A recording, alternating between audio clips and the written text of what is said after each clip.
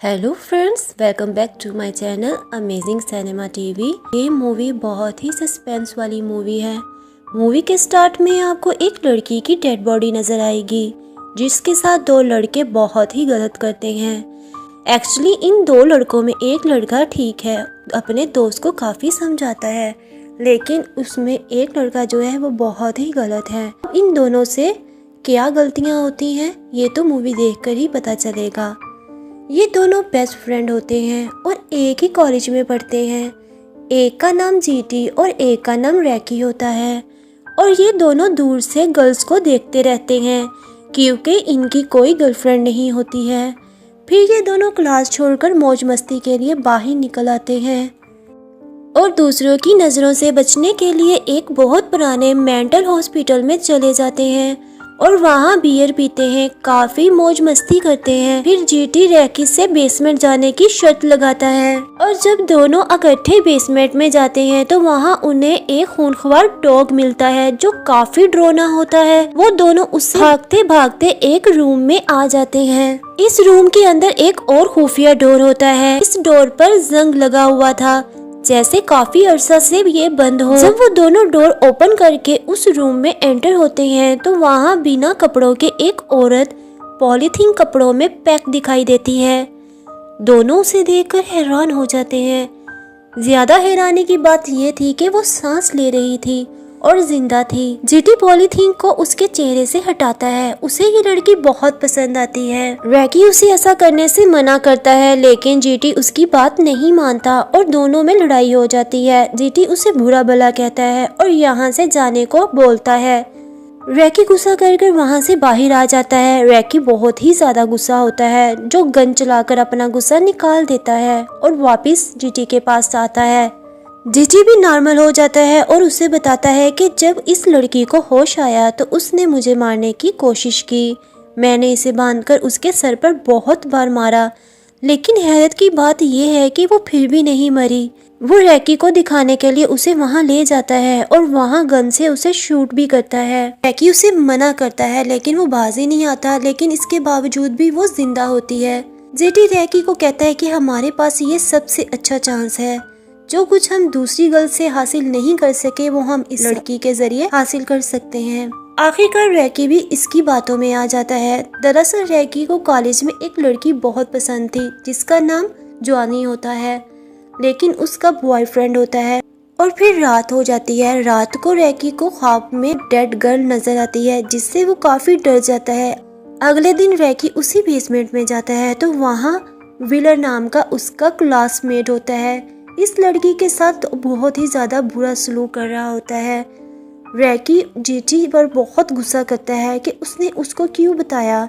तो GT recce को कहता है कि तुम मेरी बात मान नहीं रहे थे तो मुझे किसी को तो अपने साथ शामिल करना ही था। रैकी उसे पुलिस की धमकी देता है, लेकिन जीटी जानता था कि वो ऐसा कुछ नहीं करेगा।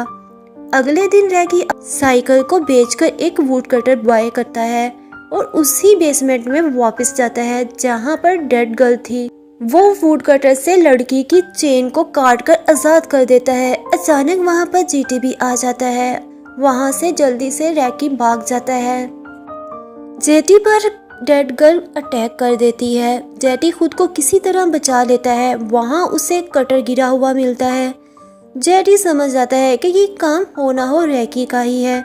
वो बहुत ज्यादा गुस्सा करता है और फिर वो लगातार उस डेड गर्ल के साथ इंटीमेट होता रहता है, लेकिन अब उस लड़की की बॉडी बहुत ही ज़्यादा अजीब हालत में हो गई थी।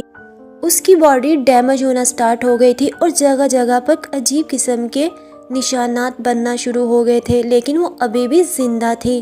दूसरी तरफ रैकी जॉनी को बाहर जाने के लिए प्रपोज करता है, लेकिन वो मना कर देती है। जब जॉनी का बॉयफ्रेंड उसको पता चलता है तो वो रैकी और व्हीलर को बहुत मारता है और इसी दौरान व्हीलर गुस्से में सब कुछ बोलना स्टार्ट कर देता है। वो कहता है कि हमें किसी भी लड़की की जरूरत नहीं है, हमारे पास एक गर्ल है जो ऑलरेडी हम उसके साथ मजे करते हैं। रैकी उसे मना करता है, लेकिन वो गुस्से में सब बोल देता है। जॉनी जब ये सुनता है तो उन दोनों को गाड़ी में डालकर उसी जगह ले जाने को बोलता है। जब वहाँ पहुँच जाते हैं तो वो बिल्कुल ही न्यूड गर्ल को देखकर हैरान हो जाते हैं। जेटी भी वहाँ होता है, जो कि बहुत ही आराम से बैठा होता है, जैसे उसे कोई फ़र्क ही नहीं पड़ता। जॉनी उसे पास से टच करता है तो वो लड़की उसके प्राइवेट पार्ट को काट देती है। जॉनी दर्द से चिल्लाने लगता है और पुलिस में ले जाने की धमकी देता है। जेटी कहता है कि तुम पुलिस में क्या बोलोगे कि तुम इस लड़की को टच कर रहे थे और उसने तुम्हारा प्राइवेट पार्ट काट डाला। ये सुनते ही जॉनी अपने दोस्त को लेकर वहाँ से चला जाता है। फिर जेटी उस लड़की को लिपस्टिक लगाने लगता है, तभी वहाँ पर वही खूंखार डॉग आ जाता है। वो डॉग जंप लगाकर उस लड़की के ऊपर चढ़ जाता है। वो डेड गर्ल उस डॉग को बुरी तरह काट कर मार देती है। जेटी ये सब देखकर हैरान हो जाता है। दूसरी तरफ जॉनी की हालत खराब होने लगती है क्योंकि उसको डेड गर्ल ने काटा हुआ था। जब वो बाथरूम में जाता है तो वहाँ उसकी अंतड़ियाँ भी बाहर आ जाती हैं। दूसरी तरफ जॉन का फ्रेंड उसी बेसमेंट में जाकर उस डेड गर्ल की रस्सी को काटने लगता है। वहाँ जेटी भी आ जाता है और उसे रोकता है, तभी डेड गर्ल उस पर हमला करके जख्मी कर देती है। रात को जेटी अपने दोस्त के साथ गाड़ी में बैठा पेट्रोल पंप पर खड़ी लड़की को देख रहा था। वो उसे किडनैप करना चाहता था क्योंकि वो डेड गर्ल जिसे काटती थी वो मरता नहीं था, लेकिन ये लड़की उनके इरादों को नाकाम बना देती है और खूब मारती है। तभी वहाँ पर जॉन आ जाती है और जेटी से उसके बॉयफ्रेंड के बारे में पूछती है। जेटी जॉन को देखकर कुछ और ही सोचने लगता है। वो उसे कहता है कि चलो मेरे साथ, मैं तुम्हें उस जगह ले जाऊं जहाँ तुम्हारा बॉयफ्रेंड है। वो जॉन को उसी बेसमेंट में ले जाता है और रैकी हाथ में बड़ा चाकू लेकर उसी बेसमेंट में जाता है ताकि वो उस डेड गर्ल को मार दे। जब वो कमरे में दाखिल होता है तो डेड गर्ल बंधी हुई होती है और पूरा रूम रोशन होता है। रैकी डेड गर्ल को मारने ही वाला होता है तो वो देखता है जवान भी उसके साथ बंधी होती है।